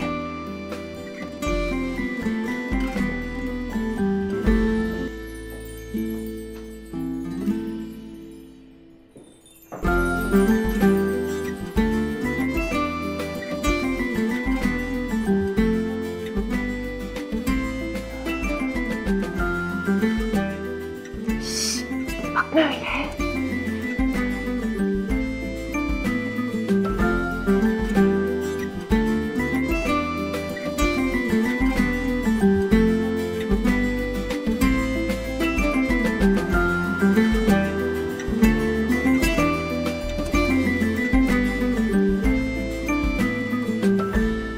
Hayatım oturma düzenine bakmak ister misin? Belki eklemek isteyeceğin birileri olur. Aa yok hayatım, herkesi tanıyorsun zaten. Aşkım tamam herkesi tanıyorum da hani uzaktan akraban falan. Akrabam yok. Yani bir amcam vardı, o da rahmetli oldu zaten. Annem de sen tek çocuk. Peki kuzen? Yok. Ne demek kuzenim yok? O ayda bir evinde takıldığın yok, sevgilisinden ayrılmış yok, işten çıkmış diye evine gittiğin kız kimdi? Mine. Ulan şerefsiz, o da mı yalandı? Beni onunla da mı aldattın? Hadi ben kesmedim, bu kızı da mı onunla aldattın? Tabii ya. Bir sorun mu var? Yo. Hiçbir sorun yok. Aksine her şey yolunda. Ama sadece benim küçük bir işim çıktı. Size afiyet olsun.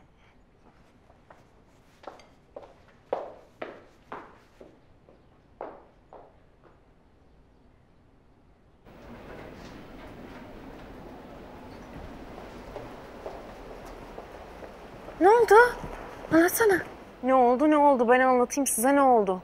Kuzeni falan yokmuş. O Mine kuzeni değilmiş. Yani beni Mine ile de aldatmış. Yani şu an Seçil'i de Mine ile aldatıyor. Bu bayağı su katılmamış orospu çocuğu. Tam olarak öyle. Ama sen buna mutlusun çünkü. Çünkü hayat ne tuhaf değil mi? Geçmişteki en kötü deneyimimiz şu an bizi en mutlu eden şey olabiliyor. Hayat işte.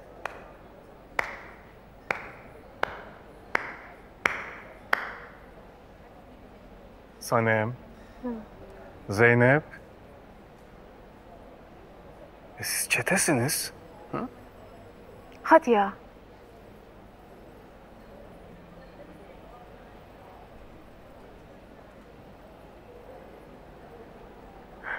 Siz beni aşağıda bekleyin. Ben geliyorum. Hadi hadi.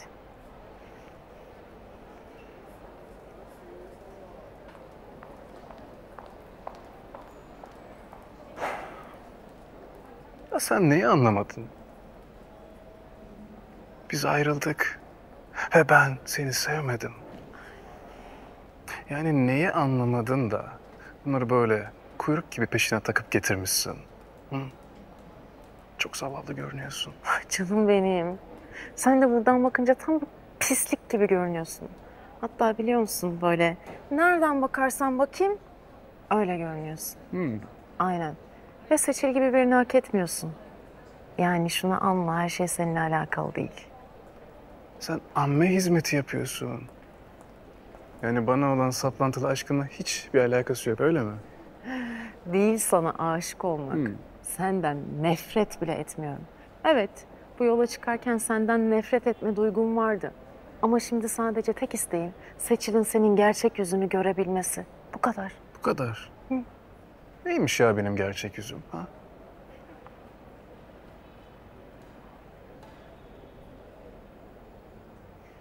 Tam olarak bu.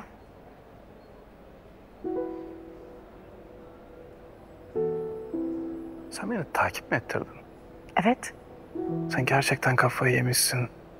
Bu Mine benim kuzenim. Kuzenin falan değil. Bugün kendi ağzınla söyledin. Hayat işte böyle tesadüflerle dolu.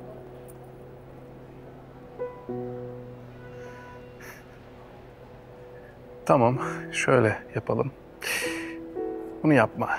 Yani bak, ben gerçekten Seçil'i çok seviyorum. Sevseydin aldatmazdın. Geç bu hikayeleri. Lütfen. Yalvarmam gerekiyorsa yalvarırım ama lütfen bunu yapma. Sana inanmıyorum.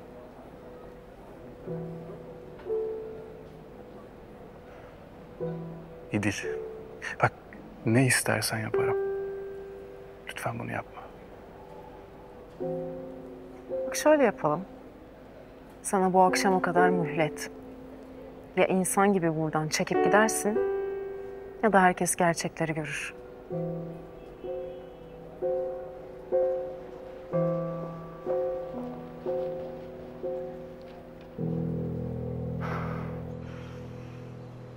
Ya akşama kadar neden zaman verdin ki? Git fotoğrafları ver, bitsin gitsin bu iş. Aldatıldığını öğrenmesi çok yıkıcı olur. Kerem ayrılsın, öyle bitsin. En azından evlilikten korktu der, daha az acı çeker. Bir elin zengin miras yedi bebesinin psikolojisini düşünmediğimiz kalmıştı. O da oldu. Hiç eksiksiz. Tamam. O zaman ben biletleri alıyorum ve akşama dönüyoruz. İyi değil. Sen iyi misin kuşum? Ya kalıp gelinliği tasarlamayı düşünmüyorsun herhalde.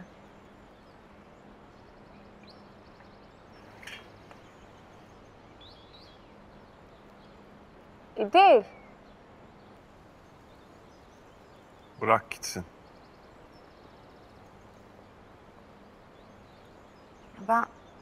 Ben mi anlamadım? Biz bunun için gelmedik mi? İstediği bu değil miydi? Tam olarak buydu. Ama istekler değişiyor. Ve o burada başka bir şeyin daha hayalini kurdu.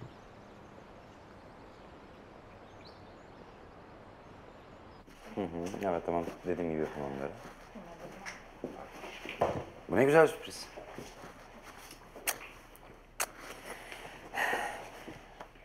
Birkaç bir şey çizdim de onları göstermek için gelmiştim.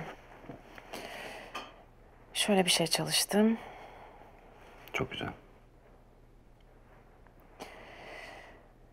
Şöyle bir şey var. Bu da çok iyi.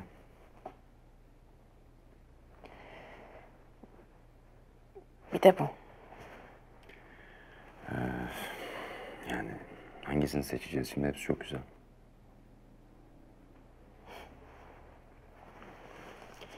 Akşam planın var mı?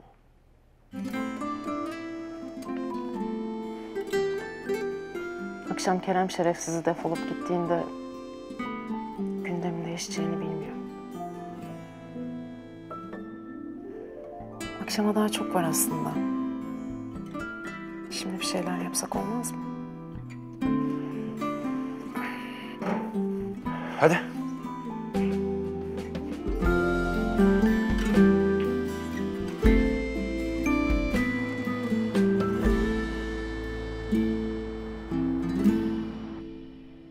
Kerem Bey nerede kaldılar acaba?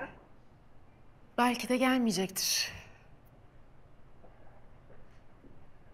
Özür dilerim. Telefon trafiğim uzun sürdü. Hoş geldin.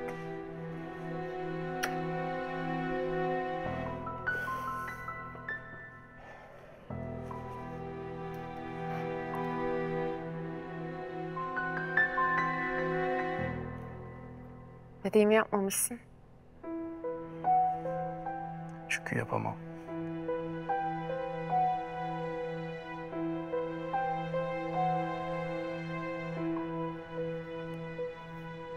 Peki.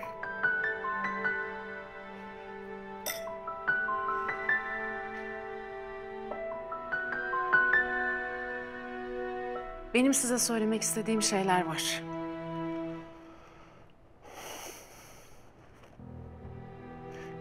Nidil, saçmalama. Saçma olan senin bu akşam buraya gelebilmen. Sen ne kadar yüzsüz bir adamsın. Kerem? Bir tanem, her şeyi anlatacağım ben sana. Hiç merak etme. İdil. Ne oluyor? Ömer. Çok üzgünüm. Gerçekten çok üzgünüm.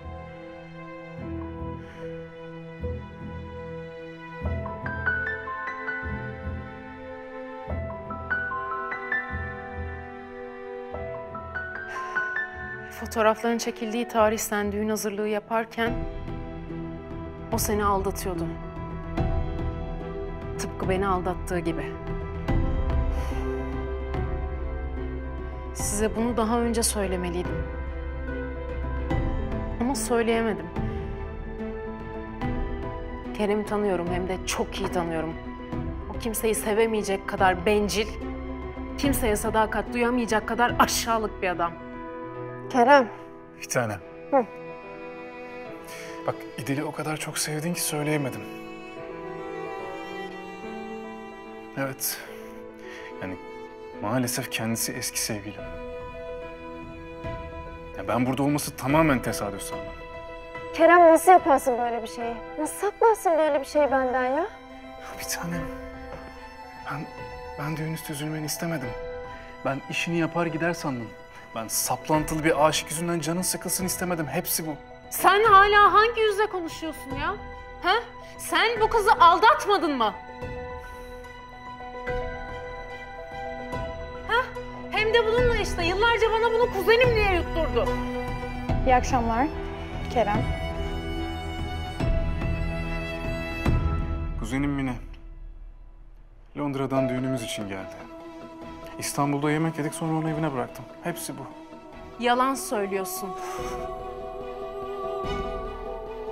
Tamam, yani bana inanmıyorsanız kimliğine bakın.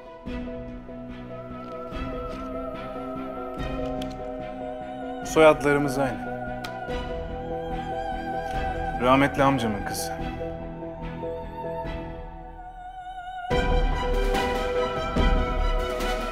Ama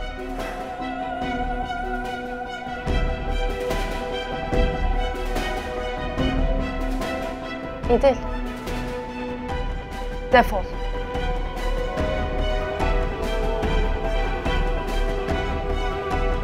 Defol dedim.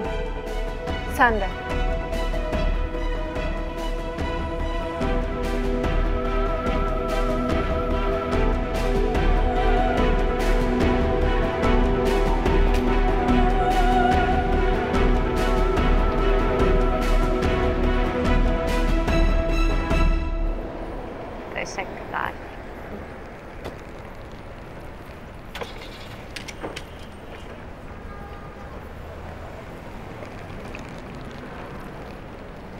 Oğlum bak var ya, siz geçin, ben geliyorum.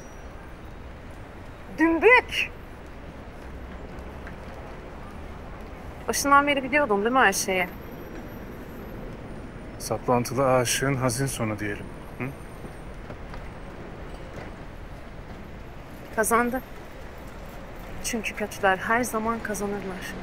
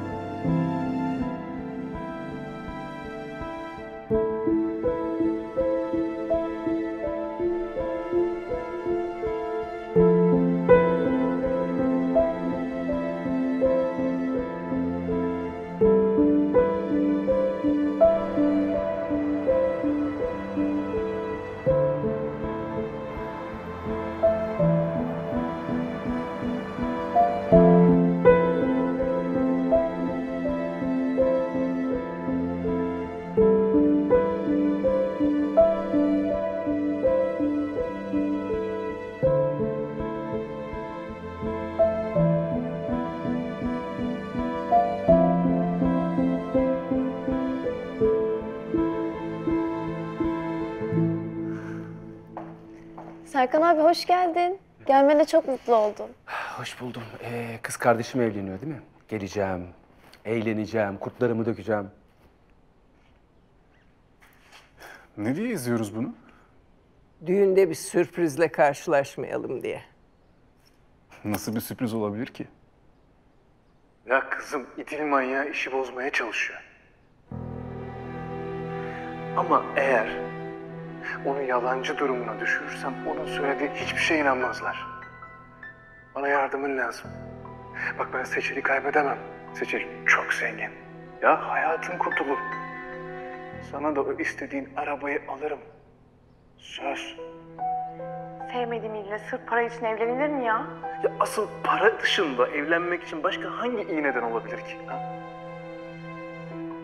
Bana yardım edeceksin. Başka çaresi yok. Bir tane... Sakın! Ama dur. Ömer Bey, bakın bu görüntüler gerçek değil. Bunların hepsi İdil'in işi çünkü bana hala çok aşık.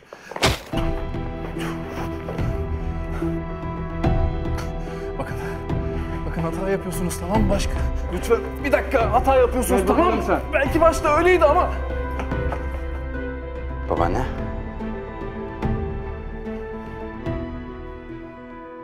Sen. Torunumu kime vereceğime emin olmak istedim. Serkan da bana yardım etti. Babaanne madem biliyordun. Madem İdil haklıydı neden sustun? Bu da İdil'in sınavıydı. Onun benim torunuma layık olup olmama sınavı. Haksızlık karşısında nasıl davranacağını görmek istedim. Seni gerçekten seviyor mu?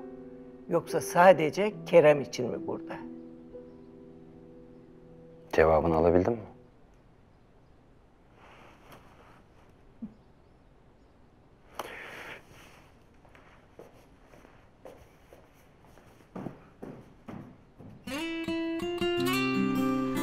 Şimdi siz bu hikayenin prensesinin başına ne geldi diyorsunuz. Prensesler için mutlu sonlar masallarda olur. Ama gerçek hayatta öyle olmaz. Ama bu macerada mesela iki en yakın arkadaşınız birbirlerine olan aşkını itiraf edebilir ve harika bir birlikteliğe başlayabilirler. Bir de bu açıdan bakın derim. Müsaadenizle kısacık bir konuşma yapmak istiyorum. Bazen hayatında olup bitenleri, gözünün önünde olanları fark edemezsin. Fark etsen de kendinde ona açılacak cesareti bulamazsın. Bunun için küçük bir kıvılcım gerekir ya. Benim için o kıvılcım sensin İdil'cim. İyi ki hayatımdasın. Hep böyle kalmalısın. Çünkü sayende aşkı buldum lan. Hem de burnumun dibinde. İyi ki girdin hayatıma. Sana bayılıyorum Allah'ın cezası. Gerizekalı. Bazen bazı aşklar burnumuzun dibinde başlar. Bu slogan da benden size hediye olsun.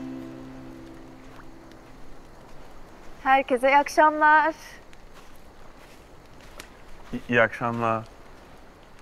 Seçil Hanım, ölüm sonu canavarı geldi arkadaşlar. Hakkınızı helal edin. İzninizle bu güzel gecede ben de bir şeyler söylemek istiyorum. Sevgili İdil, eğer sen hayatıma girmeseydin ben mutlu bir birlikteli olduğunu zanneden, yani hayatın aşkıyla evlenip sonsuza kadar mutlu olabileceğimi düşünen bir kadın olacaktım. Ama sen beni bir yalandan kurtardın. Yani evet, çok kötü bir tecrübe oldu benim için. Ama her ne olduysa ya da olacaksa doğru zamanda ve doğru insanla olması o kadar önemliymiş ki. İyi ki varsın İdil. Çok teşekkür ederim. Seçil Hanım, aramıza katılmaz mıydınız? Yani sonuçta bir tanışıklığımız, bir yaşanmışlığımız var. Arkanızdan az kuyu kalmadık. Anladı bence. Doğru, haksız sayılmazsın. Madem güzel bir kutlama yapıyoruz, o zaman hakkını vermek lazım, öyle değil mi?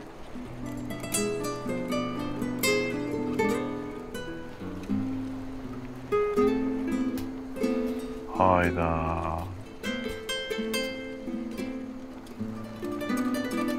Hani bazen bazı anlar vardır ya, gerçek olmasını çok istersiniz. Ama gerçek olduğunda da ne yapacağınızı bilemezsiniz. İşte şu an tam da öyle bir an.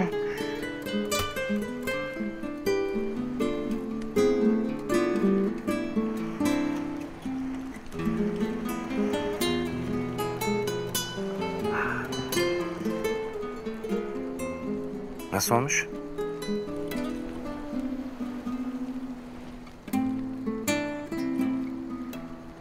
Çalıştığınız ajansla yolları ayırmışsınız. Bazı yol ayrımları yeni bir hayata başlama şansı sunar. Ama en önemlisi o yola kiminle çıktı. Sanırım ben kiminle çıkmak istediğini buldum. Yani tabii o da bana eşlik etmek isterse. Şu an kabin basıncı sıfıra mı düşüyor yoksa ben Pamuk Prenses hikayesindeki Pamuk olmak üzere miyim? Yol nereye gidiyor? Belki benim de yolumun üzeridir orası. Yolun tam üzeri.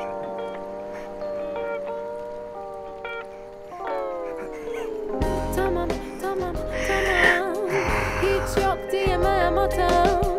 Ben de herkes kadar. Yalnız ve yanlışım o kadar. Gelir bulur yine seni. Kalbimin en gizli yeri. Kaçamam asla biliyorum artık. Hepsi sevmek yüzünden. Çok sevmek yüzünden. Seni sevmek yüzünden. Merhaba millet. Artık anladığınız üzere bu hikayenin esas kızı ben oluyorum. Yalnız baştan anlaştığımız gibi olmadı bu hikaye. Hani başlangıçta demiştim ya, çoğu hikayede mutluluk gidip alınmayı bekleyen bir şey gibi durur diye. Bazen siz gitseniz de bulamazsınız. Ama bazen de hiç beklemediğiniz anda o gelip sizi bulurmuş. Evet haklısınız. Bu da bir prens ve prenses hikayesi oldu. Yani sonsuza kadar olur mu bilmem ama anın tadını çıkarın. Boş verin. Beni değil. Görüşmek üzere. Seni sevmek yüzünden. Çok sevmek yüzünden.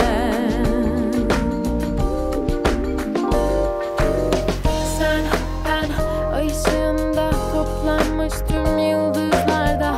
Masası bir dokunuşun kaldı. O da bekliyordu